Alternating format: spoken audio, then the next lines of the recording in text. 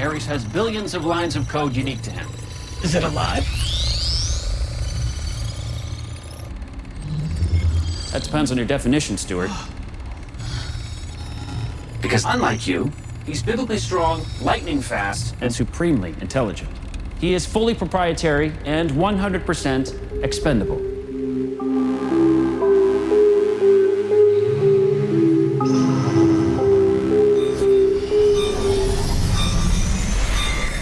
Brave New Movie Review.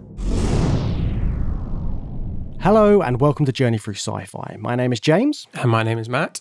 And today we are talking about Tron Ares. This is straight off the back of our archive episode where we went back to our discussions on the first Tron film and Tron Legacy. So now we're moving into 2025. We're taking it to Tron Ares, the newest film in the franchise, and sharing our thoughts on that. Yes, it's a brave new movie review tied in with some of the older films that we looked at a while ago, but re-released.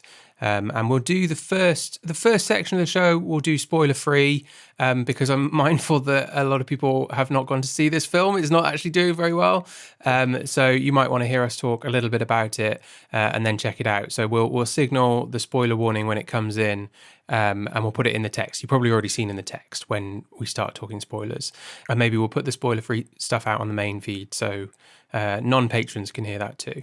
Yes, that sounds good to me. So, first off then, this is a return to Tron. Were you expecting there to be a Tron sequel ever on the horizon? Did you think Disney were going to dip back into the well, or was it a bit left field for you? Oh, I mean, back in 2010, I was really hopeful for a sequel. I loved Tron Legacy. I thought it was brilliant. I really enjoyed it.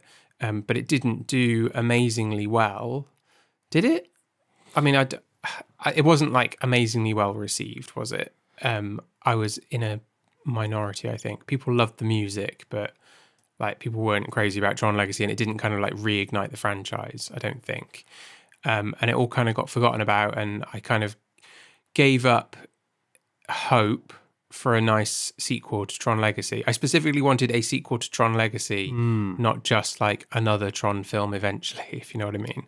Yeah. I wanted to recapture that vibe that I'd enjoyed so much in that film. And then it became clear that just wasn't really going to happen. And then I sort of wasn't expecting anything, but also just like the way Disney works. It's no surprise, I guess, is what I'm trying to say, that another Tron film comes out eventually. How long has it been? 15 years? I can't believe it's been 15 years. Good grief. Madness. But that is a long time, isn't it? But it's gone by pretty quickly, and I'm not that surprised that the brand has been dipped back into. Are you?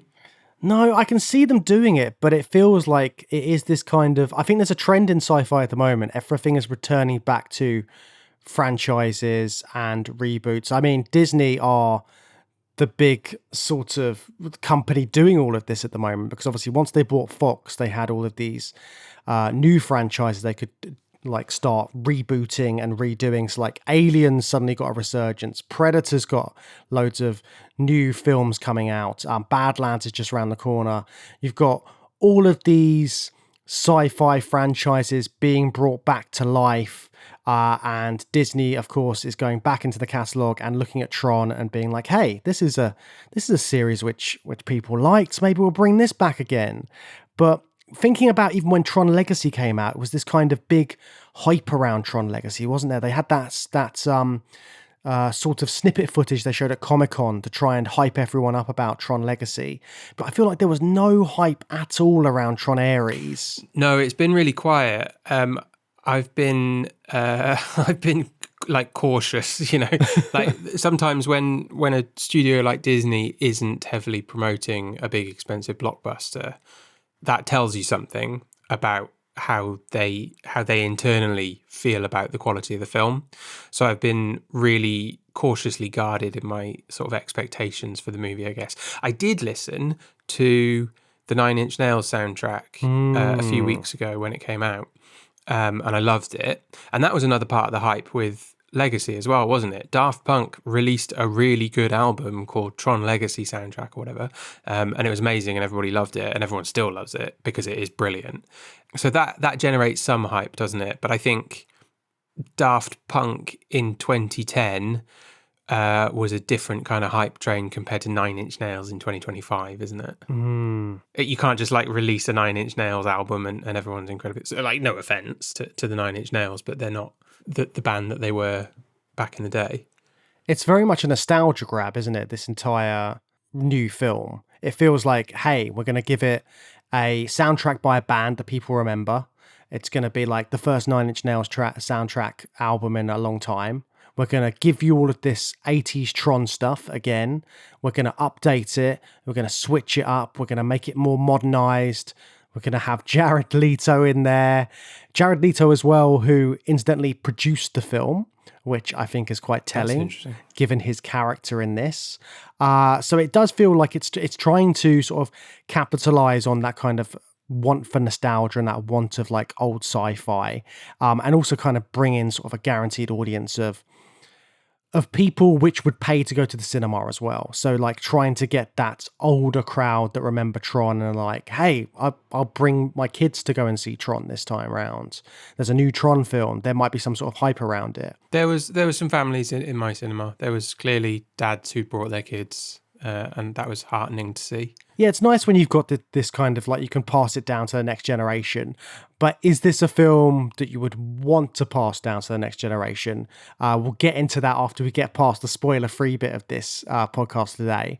But do you think the overall tone of this story is different to the original Tron and Tron Legacy? Does it feel like it's moving in a different direction? Because we could talk a little bit about the basic plots. You've got militarized use of AI, of these digital AI characters, and they're being used for military purposes. I think that was kind of like something which was there in the background previously with these big corporations in Tron and Tron Legacy. The idea of using this new technology by big tech companies for nefarious purposes. You've got hackers, you've got security programs, all of that kind of stuff in there. But this is being used specifically for war. I mean, it's called Tron Ares being the god of war. What do you think about this kind of like change of, is there a change of tone in this film, do you think, compared to the other two?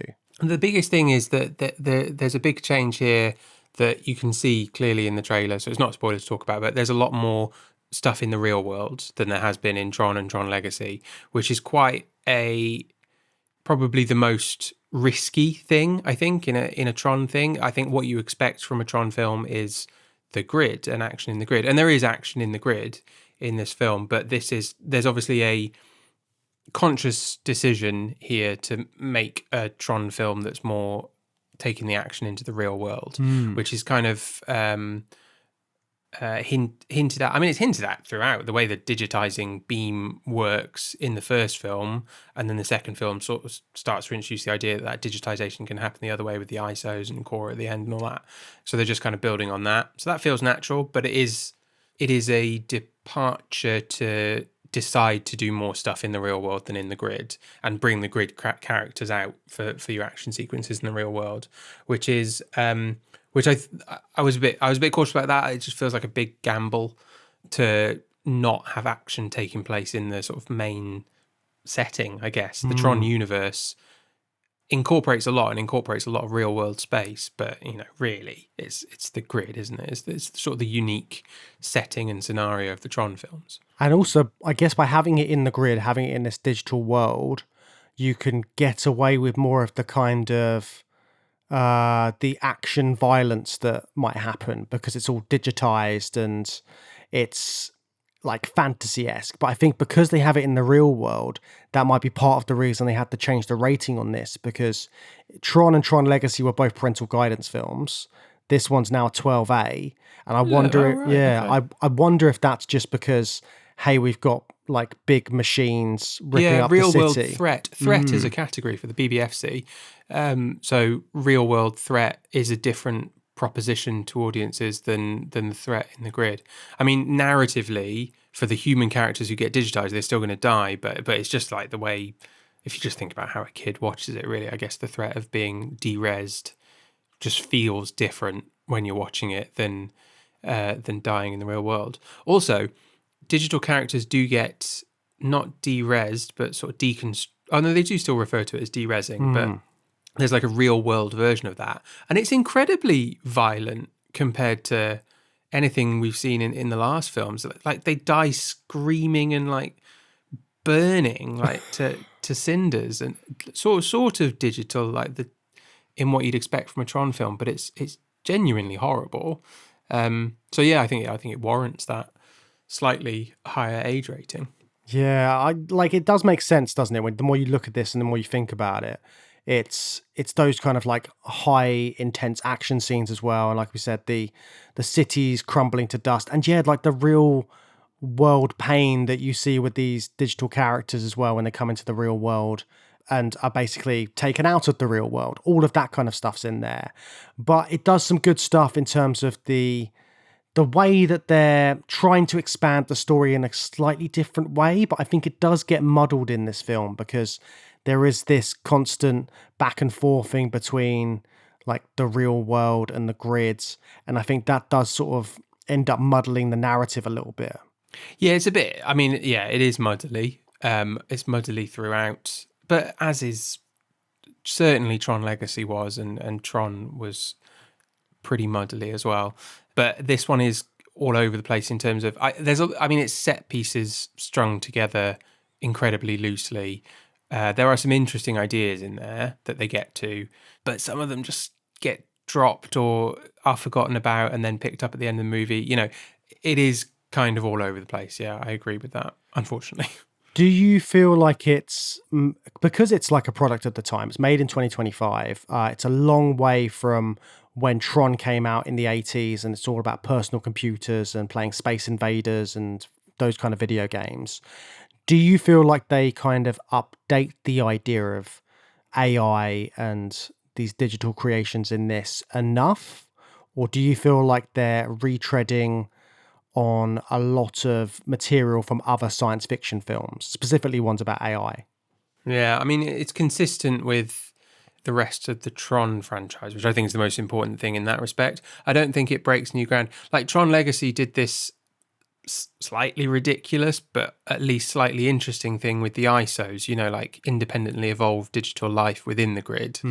This film features more traditional programs that we saw kind of from the first film, and obviously a lot in the second film as well.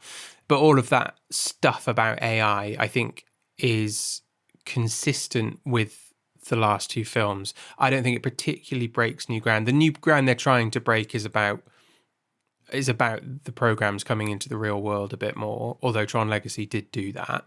So it's not exactly breaking new ground there. It's just that Tron Legacy didn't sort of get into that. It kind of, it's the thing that happens at the end of the film, basically. I don't think it is pushing the boat out very far on AI characters and storytelling. It's certainly in the broad scope of AI. It's nothing we haven't seen before. It feels like overall you've got less of that kind of Jeff Bridges mentality of, hey, it's digital jazz, man, or that kind of stuff. You've got less of a kind of like dude quality in this film and more of Jared Leto being Jared Leto and trying to be a sort of AI superhero in a lot of ways. I think that it kind of like goes down that path as things progress in this film. But I mean, you can get all of that by just watching the trailer. You kind of can imagine where this film is going to take you, and you wouldn't be far off. Yes, I think that's fair. It's a very straightforward trailer that tells you most of the plot of the film. Yeah. The broad beats are in the trailer. Yeah, that is true. But what I would say is that I did think it looked pretty amazing throughout. It looks different to previous Tron movies because so much of it is set in the real world. You know, it's still got its grid scenes, and the grid has that recognizable character from the last film, but also kind of there's trying to do their own thing with it a little bit in this film. But I did like seeing the digital characters out in the real world, and I think that Joachim Running, the director, does a good job of like living up to the standard of action fun kind of cartoon real world action fun that the Tron films have laid the groundwork for. Like the fight scenes are really good fun and they look like a proper Tron fight scene. Basically, all the fight scenes look like the stuff from Legacy that I loved and wanted to see more of. And you do get that in this. And I'm a sucker for like light cycles and recognizers, I think they're called. And they've got some new like crafts and ships for the grid characters to use. And they all look brilliant. It's very anime mecha inspired with 80s neon strip lights attached to them, basically, isn't it? Yeah, they have a lot of fun with those sort of aesthetics from Tron to make it like a Tron film. Everything's neon and bright, and you've got all of those like colors coming through, and it's very clear who are supposed to be the good guys and the bad guys as you go through this film, as always. And but I mean, the original Tron was like, although it was so simple, it had this really incredible idea about the programs inside the computer systems. Yeah. Sentient programs, or sentient programs anthropomorphized and played by humans on screen. And having the idea of them looking like their creators and all of that kind of stuff. I feel like you don't get as much of that in this. You do get this kind of creator versus creation moment, and they do lots of very blatant like, oh, I feel like I'm Frankenstein's creation, moments like that. Like Jared Leto directly references Frankenstein at points. You've got all of these kind of very on the nose things happening, but you do get like a big sort of like tech villain in there as well. I mean, Evan Peters playing this sort of like tech villain that you can see. He's like, he has a lot of fun in his role with his character. And there's more stuff going on in this film, which I think we'll get into more in depth as we start getting into our spoiler-filled part of the chat. Okay, well, let's do that then. Here's your spoiler warning, patrons, and everyone. If you're listening on the main feed, you can head on over to Patreon if you want to hear more of this conversation about Tron Ares. But we're moving into spoiler territory now, so if you care about that, then do wait until you've seen the rest of the film. And if you're never going to watch the film ever, then at least you'll find out what happens in the next 30 minutes or so as we talk about it. So that's it for us here on the main feed. If you want to hear the rest of that chat, spoilers and all, you can head on over to patreon.com/Journey Through Sci-Fi to hear the rest of that discussion. We'll be back next week here on the main feed, returning to our Mad Science series. We'll be looking at Ghostbusters and Cabin in the Woods and the intersection between science and the supernatural, because it is indeed spooky season. We'll see you then. Journey through sci-fi.